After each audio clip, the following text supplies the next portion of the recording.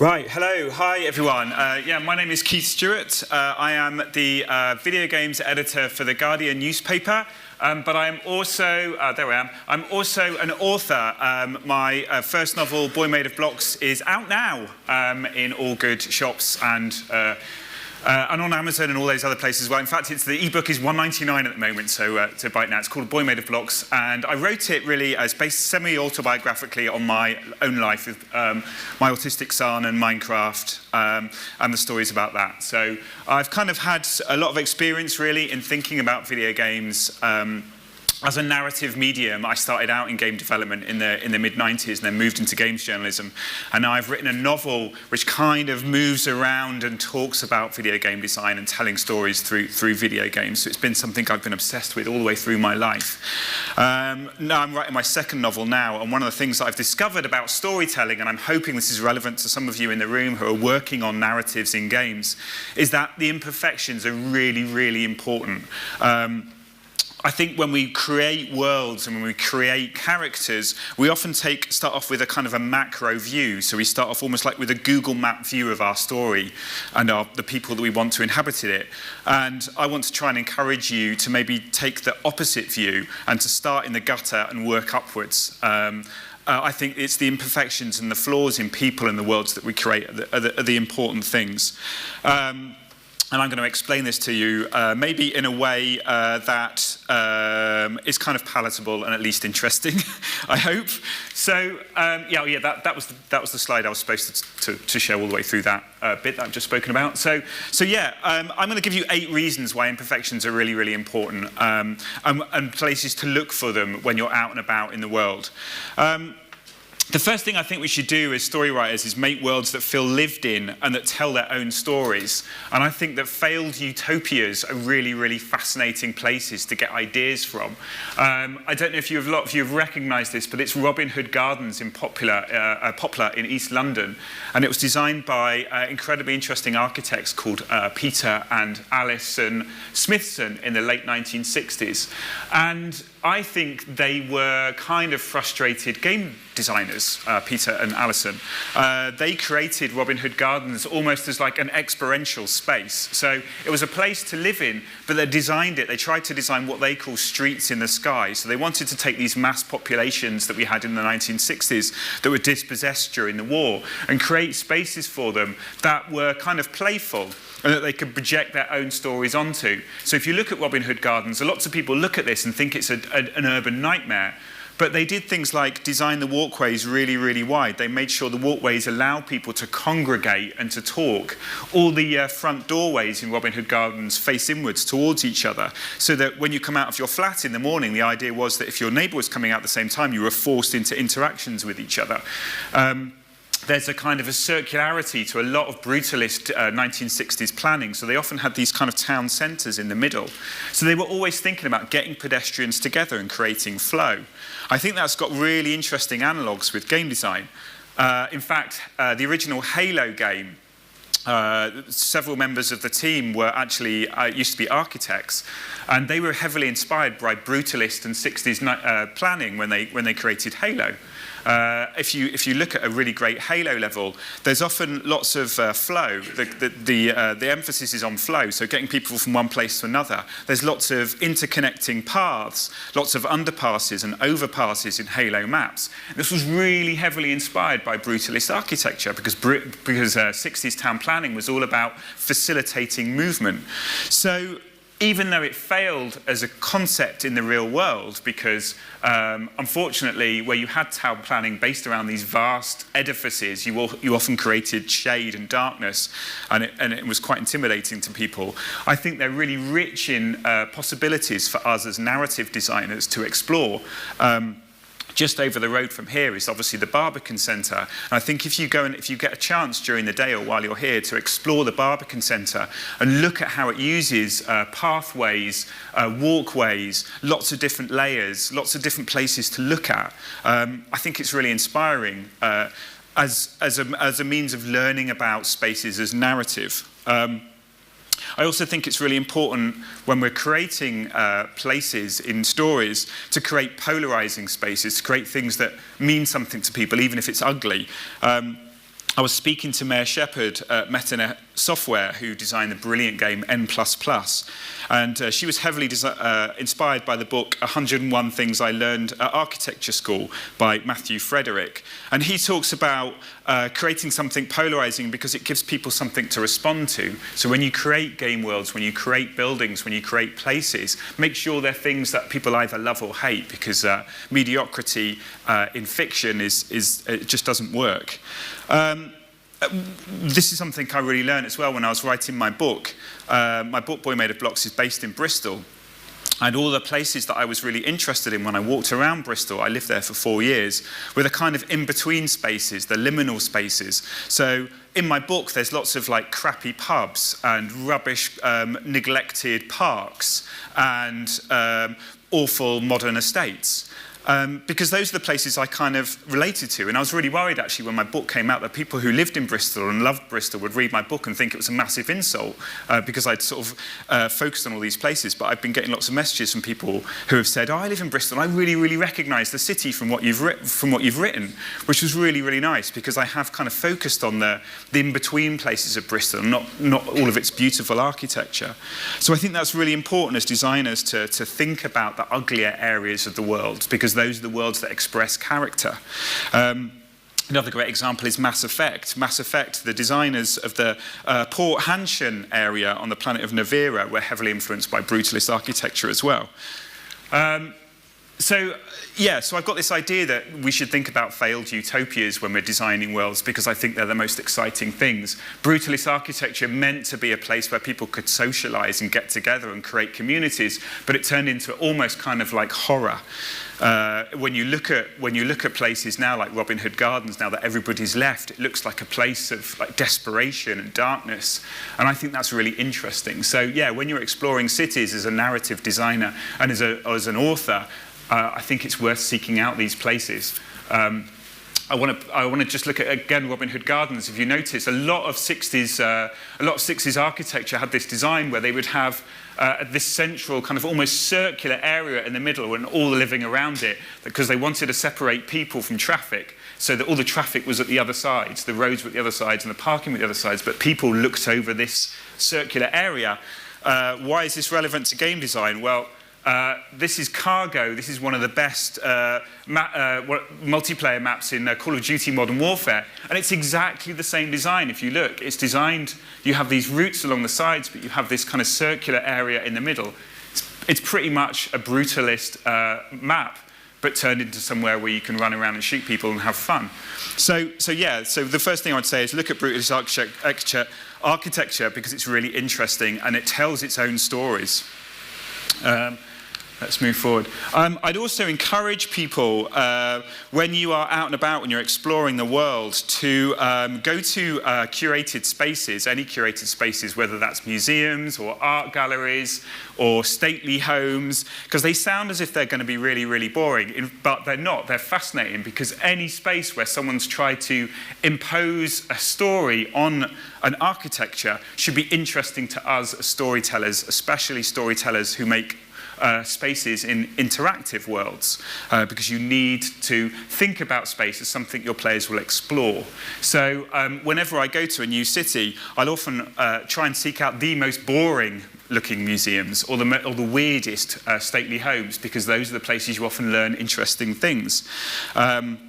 Two of the most interesting museums and the most inspiring museums I've ever been to were the Museum of Broken Relationships in Los Angeles, which is basically they've gone around and had relics donated to them of people's failed relationships, love letters, things like that, and they've displayed them in LA. There's also one in Zagreb in Croatia as well. And also the Museum of Medieval Torture Instruments in Amsterdam is absolutely fascinating. If you ever get a chance to go to Amsterdam and see that, it's really interesting and tells us a lot. So I think, yeah, curated spaces are brilliant to look at as a designer and as a thinker of narrative in games, and the weirder the better. On the left is Stour Head House, a National Trust property, and that seems like the most boring, mundane thing you can possibly do, go to a National Trust property. But I really love them because they're all about the tension between the public and the private. Most National Trust properties are still inhabited by the aristocratic families that kind of semi-own them. So all of their personal trinkets surround you, along with these kind of great works of art, amazing works of art, like there's lots of Gainsboroughs at Stourhead House. So you have this kind of tension between what people want to say about themselves personally in these spaces, but also what the National Trust wants to say about our history. And I found that fascinating, and I use that kind of idea a lot when I write. Also, landscape gardening has some really interesting ideas that are very useful to game designers as well.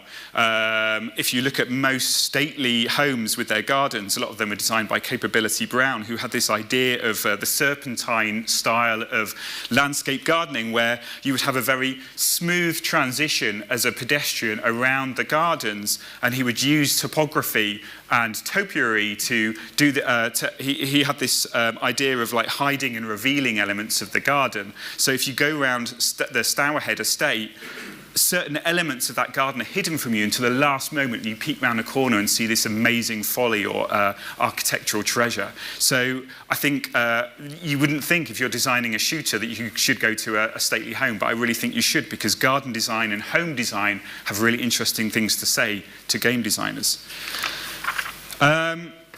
Another great place to go if you're interested in spaces and the way that people use them is Ikea.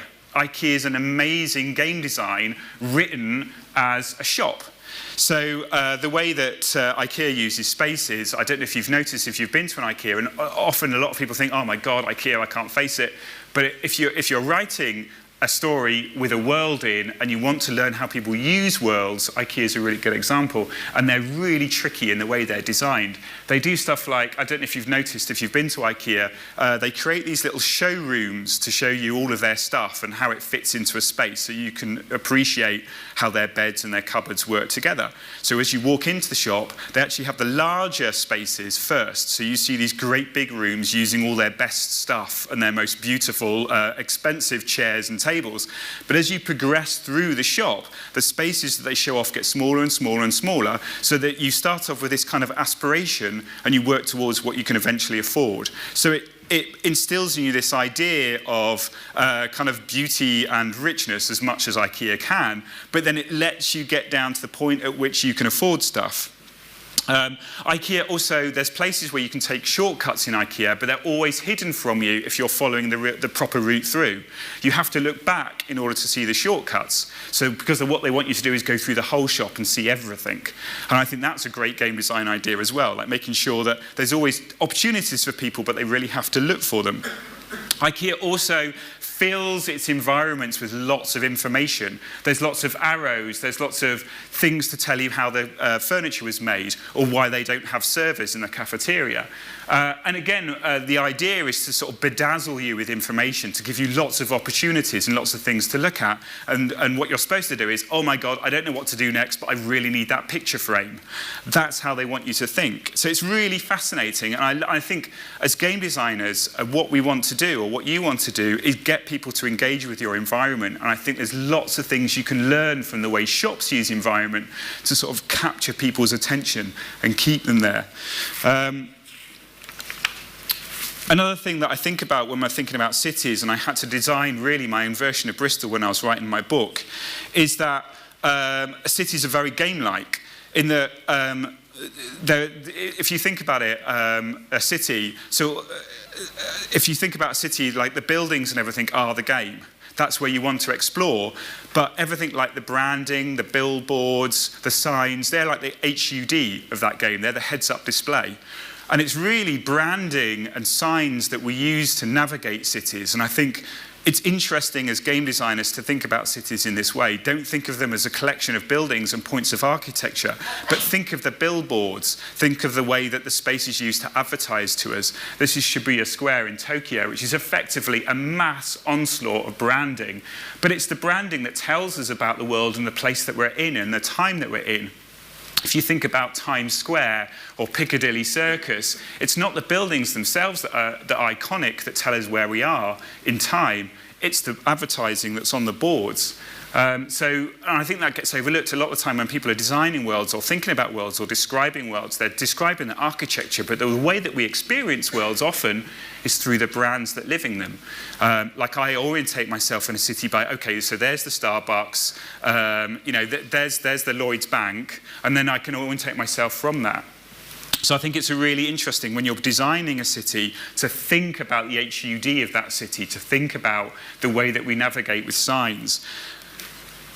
Blade Runner is a brilliant example of this. Like Blade Runner is a film that everybody who's interested in video games or design or structure should watch.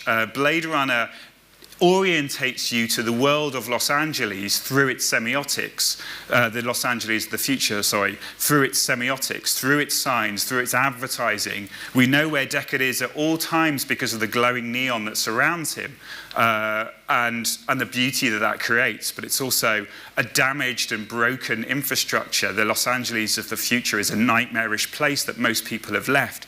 But the neon's left behind, so we have this beautiful clash of idealism and reality. That I think that no one else really does this like Ridley Scott, and I think it's really interesting. And I think the best games are the ones that have learned from the fact that we understand cities through brands. So if you look at the way Valve creates environments, they always have beautiful use of branding and symbols and signs. There's obviously Aperture Labs from Portal. Also, BioShock, when they were Insomniac, when they were creating the BioShock games, thought very much in terms of branding and advertising and billboards in the way they created their cities. And these things are so often overlooked, but they shouldn't be. For Grand Theft Auto, Rockstar are geniuses at creating brands and identities within their world. So here's their drink that they've created, Sprunk. So it's a really important part of it. Like when I was writing Boy Made of Blocks, I often used billboards and brands because they're kind of like hot points, they're connections. People understand them really, really well. I'm going to quickly talk about interiors. Oh my goodness, I'm really, really running out of time. One thing I wanted to take about interiors when you're creating interiors is it's the imperfections in those interiors that make them live. If anyone's seen the film The Shining, there's a really, really interesting documentary called, I think it's Room 237. Is that the scary room in The Shining? I can't remember. About the way that Stanley Kubrick designed the environment of the Overlook Hotel. And the way that it's designed, it makes no sense. Like you could not explore the Shining Hotel in reality because none of it fits together. And Stanley Kubrick did that on purpose to make us feel uneasy. I love the way that survival horror used transitional spaces. So in Resident Evil and Silent Hill, the way they use corridors as kind of this expression of tension, I think is really, really interesting. Whenever you're in a corridor in a survival horror game, you know something awful is going to happen. And I think that goes back in some ways to our fear of brutalist architecture in 1960s planning, where underpasses are places of dread and fear and possible crime. Survival horror really kind of feeds off that idea. And again, it's great if you're looking to create tension, using transitional or liminal spaces, I think is really, really valuable. Mess is the stuff of life. Like mess creates worlds. When I wanted to describe the families in my book, I described the mess in their living room because I think that tells you everything you need to know about the way people are. Two great examples I really, really love are Gone Home, which is in this corner by Fulbright. When they created the house that their set game is set in, Kate Craig, the environment designer, really thought about cultivating intimacy with characters through their personal objects. So there's no people in this world, but we understand the people from what they left behind. She actually went on eBay, because Gone Home is set in the early 1990s. Kate Craig went onto eBay and bought a Sears catalogue from the early 1990s. And use that as visual reference to get that kind of horrible, kind of tacky early 90s feel to all the art, to all the lamps and the settees, all the colours, all the styles, all the textures. She wanted it to tell us something about lower middle class families in America at that time. And that's how we learn. We learn about the world of alien isolation through the rubbish and detritus that are left on the tables around the world. And it makes us understand that there are people there and that they've been killed. Another great example of using broken mess in a game is is Dishonored. Lots of that game, you want to explore the environment because it's so full of weird, twisted artifacts. Not because you're compelled to do so to pick up collectibles, but because it's interesting. I spoke to Harvey Smith, the creative director of Dishonored, and he was saying how he told everybody on the team, whenever they went to a museum, whenever they went to a different country and went traveling, they had to send back at least 2 photographs of artifacts that they discovered in that place. And they built up this amazing library of imagery through that. Corvo's new mask in Dishonored 2 is based on a battered ring given to the art director Sebastian Mitton by a relative. So he used this kind of old battered family artifact to create this amazing new mask for Corvo. So using mess and describing mess in your game world is really, really important. I think I've got 3 minutes now to talk about characters as well, and the fact that mess is important in the characters you create. Interesting people make really weird decisions. Interesting people get things wrong. The worst thing you can do with a character is give them a set of character traits and never allow them to move from those traits. This is an image from The Wire, the HBO television series about police officers in Baltimore. This is Buncombe McNulty. And one of the great things about The Wire is that every single major character in The Wire, at some point in the 5 series that it ran for, made a decision which was completely and utterly out of character, that completely bemused and bedazzled everyone around them and the people watching. And that's what gave it its reality. As human beings, we often make ridiculous decisions that even we don't understand. And it's really important to get that into fiction. Like when I was writing Boy Made of Blocks, it was really painful sometimes to get my lead character to do dumb, stupid stuff. But it was really important because it was the way that you could help people believe in them. So never think of your characters as unshifting specimens. They've got to do things that surprise you and the people playing. Even if it's completely out of character. Never knowingly write minor characters. There's no such thing as minor characters in the human race. It doesn't exist. You can create characters that might only be in one level or one mission in your game, but they've got to have something about them. They've got to be ambiguous, weird characters. They've got to mean something in that world. This is obviously a scene from Orange is the New Black. And one of the great things about this program is you could take any single one of these characters and the show could have been about them. All of them have this rich and amazing and weird backstories to them. And they could have chosen any of them. It would have worked exactly as well. And that's what your game's got to do. Any character in your game, I feel, has got to be able to have a game about them. And if not, they shouldn't really be in the game, or they shouldn't be in your novel or your script or whatever. Interconnectivity is really, really important as well. So every character in your world, there should be little sort of tendrils of connections between them and the main characters. People look for connections in life. That's how we work. You know, we are pattern recognition systems. We work on looking for the structures that make sense in our world. That's how we navigate. That's how we communicate. We look for patterns. We're looking for them all the time. So when you write a story that's filled with characters, you have to look at the way those characters connect, even if it's in really small, coincidental ways. It's really important that the postman that arrives in episode 1 has something to do with the great aunt who arrives in chapter 7. Creating those connections is what we look for as readers. I'm running completely out of time, but what I want to say is that all stories are circular. When humans started selling stories, they were mythologies, and mythologies were circular stories, but they went to the end and went back to the beginning. I think a good game or a good story is one where when you've finished it, you want to go back to the beginning. And when I said that you should always have connections between characters, you should always leave at least 1 or 2 loose threads. That's really, really important. People often say, oh, I love this thing. It had it tied up almost everything, but there were these things that it didn't tie up. And they think that's annoying, but that's actually part of life. That's a quality to me. Always leave a few mysteries. This is an image from Cloud Atlas by the film that was based on David Mitchell's book. The characters really connect in that, but some of them don't for mysterious reasons. So yes. Make things that connect, but don't make everything connect. Leave a few loose strings that when people finish your game or finish your book, they go right back to the beginning, because great stories are circular and they should make you want to re-explore. So good endings take us right back to the start, having learned something useful, terrifying, or beautiful. My name is Keith Stuart. That was super fast. I hope it made some sense. Thank you. Good night.